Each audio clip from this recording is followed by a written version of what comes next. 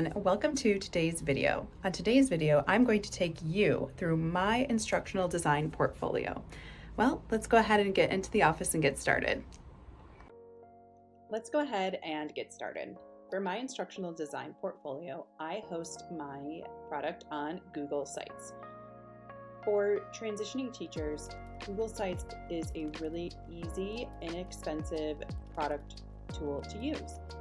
If you're a teacher, chances are you've used Google for education before. Maybe you've even had your own students create their own website on Google, which is what I did. So if you just navigate to sites.google.com, this is how it looks. I'll go ahead and show you the published version in a second here, but you can see it's really easy to add different items to your portfolio. For example, text boxes, images, items from your Google Drive.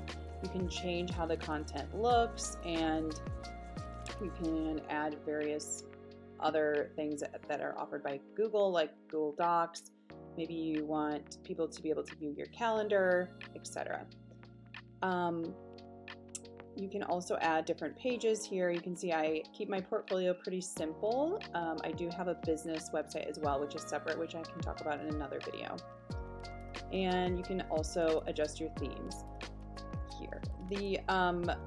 Or you can do a custom theme as well. A lot of people will say that Google Sites aren't really customizable portfolios and websites, and that's true. But I think Google Sites is a really great tool to use, especially when you're first starting out. I've had this portfolio since I started out as an instructional designer in 2021. So let's go ahead and we'll fake publish it. So that's just what you'll do. You can go ahead and play around with Google Sites, but I wanted to walk you through each element of my portfolio and share with you the reasoning behind why I have everything here.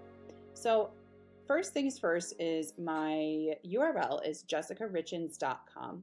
And it's $12 a year for this URL. There's really not a huge cost barrier to creating your own custom URL. If you don't purchase your own custom domain, it will show up with, I think, like jessicarichins.sites.google.com, and it's just so much easier to just purchase that custom domain for $12 a year. I do recommend you use your first and your last name for your instructional design portfolio. If you do freelance or have your own LLC or business, then you can go ahead and create your own business URL with that, but highly recommend using your name for your portfolio. So I just created this custom graphic on Canva to use as my banner, just with my name and instructional designer. Now, this is something I share with companies that I'm trying to work with on an individual basis, maybe agencies, full-time jobs, other instructional designers. This is not something I would necessarily pitch to another business for them to hire me for my business. Like I said, I have that's something completely separate. Then below, I have a quick bio of who I am, my background. I have my master's program, I run my own business, and then you can see my portfolio includes a various amounts of work. I have my contact information listed right away, but this is my custom email address. And again, unless you freelance and have your own business, you do not necessarily need to include this. This is just my business email. Previously, I would put my own personal email address here. And then when you're starting out, chances are you won't have this piece in your portfolio, and that's completely fine. Do not worry about this. I actually just recently added this. So here are some of my partners that I've collaborated with, that I've worked for and delivered some great e-learning products for. So this is just my homepage, my landing page. I personally like to keep it nice and simple. I've seen portfolios where there's a nice graphic, a custom graphic. Maybe you can include a picture of yourself if you like to, but I have that somewhere else. Now let's go into e-learning courses. So this is where my actual portfolio resides. This is my e-learning courses, and this is just a couple samples of the courses that I've made. Now most of these courses have been made specifically for a portfolio. You'll find if you're an experienced instructional designer or even if you're just getting started, that a lot of companies are not going to allow you to just share the work that you've done for them because it is private. You probably sign an NDA. So most hiring managers understand that. So it's really not a big deal that you just kind of have to create just a couple of sample courses. And then you can navigate to them. Here is a sample course that I made on articulate storyline. I just used a review link. You can also embed it with a custom AWS bucket. But again, I have had luck with being hired, so I think it's fine to just have it on articulate review. We're not going to go through all of that here. I also have a Articulate Rise course. This is another storyline course, another storyline, and then another Rise course as well. So you can see here, everything is pretty simple. You can go into more depth as well with your process of how you've created your course. I kept mine pretty simple with just the objective, the target audience, and the tools that I've learned. There is an opportunity here if I wanted to improve my e-learning courses. I could share a storyboard that I did. I could share more background information.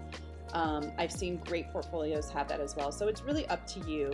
If you're just getting started, it might be beneficial to have more of that background information, the storyboard, and how you just came up with the idea.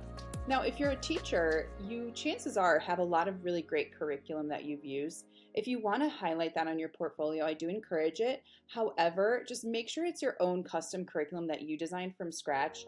Definitely don't want to steal like a big company's curriculum, or if you collaborated with peers, make sure you get their permission. Do not take anything from anybody. Make sure it's all your own custom work. Do not try to pass someone else's curriculum off as your own. If you do have your own like custom PowerPoint or maybe something on your learning management system like Canva, that would be, or Canvas, excuse me, that could be something you could highlight here. If you're a transitioning teacher, hiring managers do understand you may not have worked as a corporate instructional designer. You may not have access to Articulate 360 or other authoring tools that you may use as an instructional designer, and that's okay. Highlight what you can highlight so far, and if you're getting stuck, then I would encourage you maybe to download to work with the free trial of the Articulate suite in order to kind of learn the authoring tool, and you can publish your courses in that. Another section I have is job aids. Now, in my day-to-day work, traditionally as an instructional designer, I haven't really created a lot of job aids. So this is actually a really old job aid that I did when I was interviewing, actually. So this takes me back, but this was a job aid on how to make a Google form, something really simple. Chances are if you're a teacher, you've created job aids, right, in the form of worksheets, assessments, PowerPoints maybe, if it was something, a smaller learning material. So go ahead and add that to your portfolio as well. And then last but not least, I have my contact information. Oops, I actually need to update my resume. This is still a functioning, I need to update my email, but this is still a functioning email, so it's really not that big of a deal. I've also included a link to connect with me on LinkedIn to access my resume, and I've put it in there here below. So as you can see, my portfolio is really, really simple. But you really do need a portfolio to break into the field of instructional design. When I was applying for jobs, I thought, you know what, I'm a teacher, I'm a great teacher, I love my career, I have so much passion for it, and I have so much skills. And I know those skills can be applied to the field of instructional design and learning and development. But what really got me was I wasn't showing hiring managers how my skills could apply.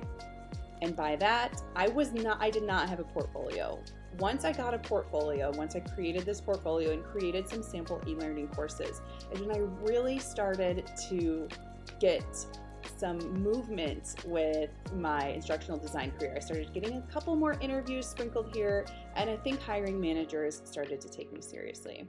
So I hope this video helps you in understanding what you can put on your e-learning portfolio.